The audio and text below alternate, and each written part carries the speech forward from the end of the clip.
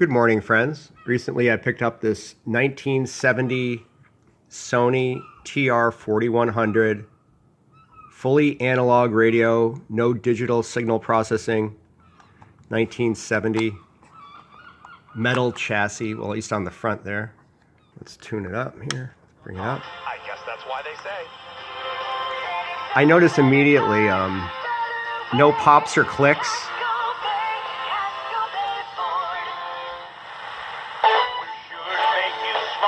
It really blasts out. The selectivity is pretty good. Let's take a closer look inside because this thing has got some components that the digital signal processing radios do not have. Let's open up the radio carefully. Just prying off that back. Jeez.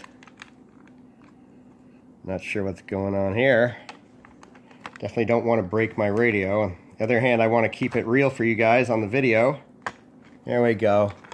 Just applying a little pressure to that corner. Yeah. Definitely there were improvements in how to access radios since 1970. Notwithstanding that, friends, check out how beefy that ferrite bar is. Now these two here are germanium transistors. They're the Sanyo 2SB18. The detector diode is right there in the corner. Look at how big that is. That is a beautiful looking diode, presumably germanium. Let's connect this to the cathode lead of that diode in the corner there and see the forward voltage on this little guy. 29.2 milliamps approximately. Let's get it back on that anode there. Yeah, 29 milliamps approximately. Now let's compare that to my new old stock ITT germanium diode here. 24. That is really good. The lower the better.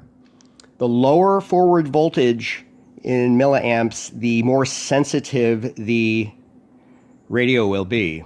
And this is the cheap Chinese one, also coming in at 24 milliamps, but I could not get a crystal radio working with this cheap diode at all. As soon as I introduced this into the circuit of a crystal radio, boom, I picked up 3 stations. These electrolytic capacitors in here, they're discolored, and I'm sure that would clean up the signal, but I'm not going to mess with that right yet because I don't want to brick this beautiful antique. So thanks for tuning in, and please post your comments below about vintage radios